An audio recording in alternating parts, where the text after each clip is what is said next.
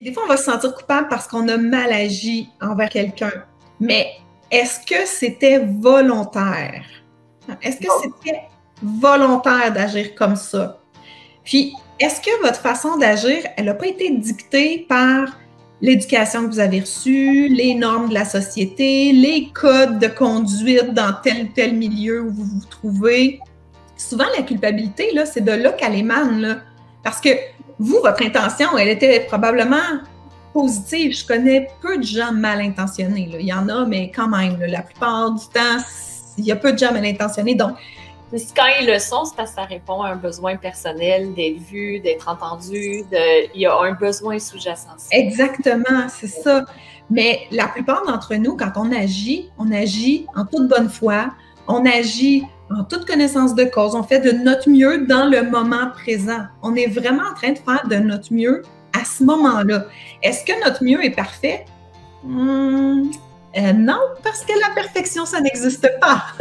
Notre mieux, est-ce qu'il y a parfois besoin d'être ajusté? Donc, si on a fait quelque chose qui a blessé quelqu'un, est-ce que ça vaut la peine de se sentir coupable pendant une semaine, de rien dire, puis de garder cette culpabilité en dedans ou encore de la tasser? Ou si c'est pas mieux de juste s'excuser? C'est ça. Parce que le sentiment de culpabilité, c'est un sentiment qui, moi je trouve là, que plus qu'une minute, là, il devient inutile. Ah oui, vraiment. Oui, c'est un sentiment. Il devrait être là, c'est un signal. Là. C'est un signal pour nous rappeler que hey, est-ce que j'ai été correcte? Est-ce que tout le monde est correct autour? Oui, parfait, on continue. Non? Ben parfait, passe à l'action. Excuse-toi.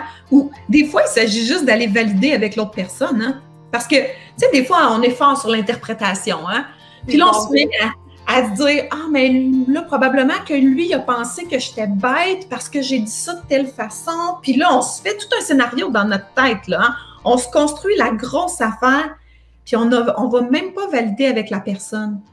Puis des fois, juste d'aller valider avec la personne, « Hey, tantôt, là, j'ai trouvé que j'avais été bête quand je t'ai répondu. Toi, ça a été quoi ta perception? » Puis là, si la personne vous dit « Ah, ben non, pour moi, c'était correct, là, je m'en suis même pas rendu compte. » Ben, parfait, c'est réglé. Merci, bonsoir.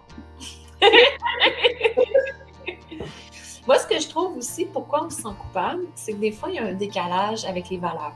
Donc, on a, par exemple, la valeur de la famille qui est importante, puis on se dit, ben, dans mon éducation, tu sais, si la famille est, par exemple, une valeur importante, puis je sais qu'en France, là, c'est encore plus fort qu'ici au Québec, l'importance de la famille a été super importante, puis si on regarde au niveau historique, ça l'était aussi, puis au Québec, d'un point de vue historique aussi, c'était super important. Si je prends le Québec comme exemple, bien, imaginez là, en 1600, 1700, 1800, où les gens arrivaient ici, disons, par bateau. Bien, ils arrivaient par bateau, ils n'arrivaient pas par avion. Ils arrivaient par bateau.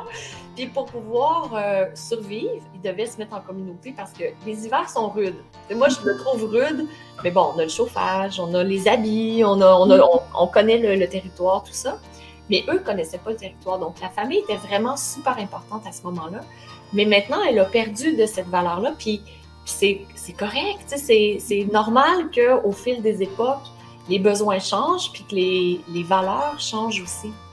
Mais à cause que c'est ancré profondément dans l'inconscient collectif et aussi dans l'inconscient personnel, il y a parfois ce truc de culpabilité face à la famille qui émerge puis qui est très, très, très puissant.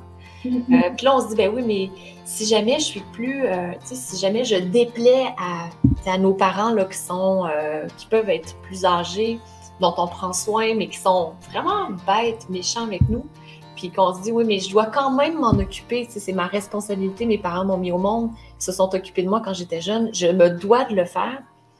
Bien, c'est quoi? C'est une valeur, la valeur de la famille est super importante, mais maintenant, comparativement à la valeur du respect, c'est quoi le poids de l'une par rapport à l'autre? Ben, c'est ça. Et où la limite entre les deux? Où la ligne qu'on trace entre je me sens coupable, puis en fait, ma valeur de la famille est importante, donc je vais aider. Mais chaque fois que je vais aider, je me fais, on manque de respect ou je me sens pas bien. Comme, à un moment donné, il faut tracer une ligne. C'est ça. Puis c'est quoi? Puis moi, ce que j'aime beaucoup faire, c'est régulièrement, puis là, je le fais pas tous les jours, là, mais c'est sur 2-3 ans, me demander c'est quoi mes valeurs les plus importantes maintenant? Vous avez aimé cette vidéo?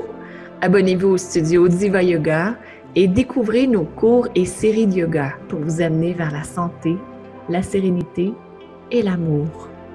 Au plaisir de vous accueillir au sein de la magnifique et bienveillante Diva Family.